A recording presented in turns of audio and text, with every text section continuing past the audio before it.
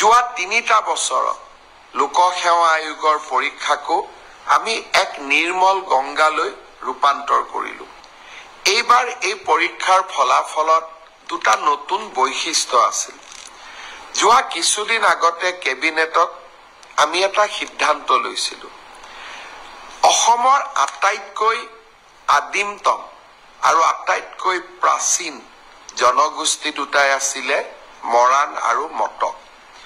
যিকোনো কাৰণতে শৈক্ষিকভাৱে পিছপৰি থকা বাবে সেই জাতিটোৰ পৰা আজিও দুইটা জনগোষ্ঠীৰ পৰা আজিও এজন মেজিষ্ট্ৰেট বা ডিএছপি বা লোকসেৱা আয়োগত পৰীক্ষা পাছ কৰা যুৱক যুৱতী আমি ভবা ধৰণে নিৰ্মাণ কৰিব পৰা নাছিলো। মই এবাৰ প্ৰতিশ্ৰুতি দিছিলো যে মৰাণ জনগোষ্ঠীৰ বাবে এটা মেজিষ্ট্ৰেটৰ পোষ্ট আৰু তেওঁলোকৰ বাবে এটা ডিএছপিৰ পোষ্ট আমি সংৰক্ষণ কৰিম আৰু তেনেধৰণে মটক জনগোষ্ঠীৰ বাবেও এটা ডিএছপি পোষ্ট আৰু আমি এটা মেজিষ্ট্ৰেটৰ পোষ্ট আমি সংৰক্ষণ কৰিম। এইবাৰ মৰাণ মটক জনগোষ্ঠীৰ স্বাগতা বৰুৱা আৰু মৰাণ জনগোষ্ঠীৰ সেউজ দহোটীয়াই এই সংৰক্ষিত আসনত এচিএছত উত্তীৰ্ণ হ'বলৈ সক্ষম হ'ল। ঠিক তেনেধৰণে মটক জনগোষ্ঠীৰ ত্ৰিনয়ন দত্ত আৰু প্ৰাচিত মৰাণ জনগোষ্ঠীৰ পৰা ডিএছপি পোষ্টত সংৰক্ষিত আসনত নিযুক্তি পাবলৈ সক্ষম হ'ল। ইয়াৰ উপৰিও মটক জনগোষ্ঠীৰ 3 গৰাকী যুৱক যুৱতীয়ে সুস্মিতা বৰুৱা, দিবাকৰ গোহাঁই আৰু ইন্দ্ৰাণী সেনাপতিয়ে মেধাৰ ভিত্তিত লোকসেৱা আয়োগৰ পৰীক্ষাত উত্তীৰ্ণ হ'বলৈ সক্ষম হ'ল। যি ধৰণে আমি অসমৰ খিলঞ্জীয়া জাতি সত্তাসমূহৰ উত্থানৰ বাবে কাম কৰি আছো, এই অসম লোকসেৱা আয়োগৰ পৰীক্ষাত মৰাণ আৰু মটক জনগোষ্ঠীয়ে পোৱা ন্যায়ে আমাৰ চৰকাৰৰ অসমৰ খিলঞ্জীয়া জাতি সত্তাৰ প্ৰতি থকা একান্ত শ্ৰদ্ধা আৰু ভক্তিক আকৌ এবাৰ সন্মুখলৈ লৈ আহিলে।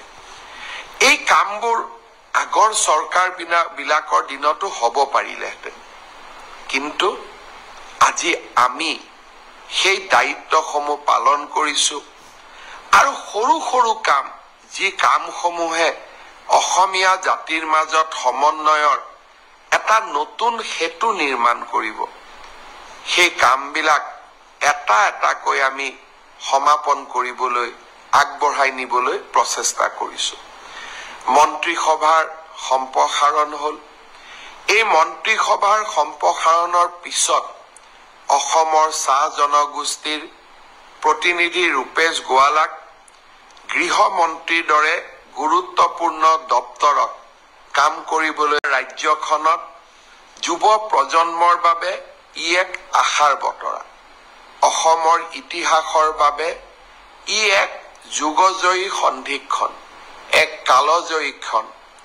অসমৰ বিভিন্ন আমাক সমালোচনা কৰা সংবাদ মাধ্যম, সামাজিক মাধ্যমত যিসকল লোকে আমাক সততে সমালোচনা কৰি থাকে, তেখেতসকলে এবাৰ মাত্ৰ আকৌ এবাৰ চিন্তা কৰি চাওক। কংগ্ৰেছ দলৰ মুখ্যমন্ত্ৰী এজন থাকিলে, অসমত কংগ্ৰেছৰ চৰকাৰ থাকিলে, চৰকাৰী চাকৰিত এনে নিৰ্মলতা, স্বচ্ছতা সম্ভৱ হ'লহেঁতেন নেকি?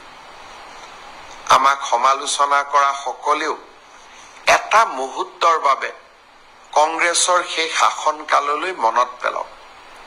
ডাঙৰ ডাঙৰ মন্ত্ৰীৰ ল'ৰা, বিষয়াৰ ল'ৰা, ধনী আধ্যবন্ত পৰিয়ালৰ ল'ৰা ছোৱালী, 1 কোটি টকাৰ লৈ উপঢৌকন, ৰাকেশ পালৰ দৰে ব্যক্তিৰ সৃষ্টি আৰু অসমৰ দৰিদ্ৰ মধ্যবিত্ত সমাজখনত অগাধ লুণ্ঠন, এই কংগ্ৰেছৰ শাসনকালৰ স্বাক্ষৰ আছিল। আজি আমাৰ শাসনকালত আমি সেই ব্যৱস্থাক প্ৰত্যাহ্বান জনালো। সেই ব্যৱস্থাক আমি সফলতাৰে পৰিৱৰ্তন কৰিলো আৰু আজি সমগ্ৰ দেশেই স্বীকাৰ কৰিবলৈ বাধ্য হৈছে যে আজি অসমৰ চৰকাৰে, অসমৰ ৰাইজে টকা পইচা নিদিয়াকৈ চাকৰি পোৱাৰ ব্যৱস্থা এটাক আদৰণি জনাইছে আৰু তাক আমি আনুষ্ঠানিক ৰূপ দিছো। পৰীক্ষাৰ ফলাফল হ'ল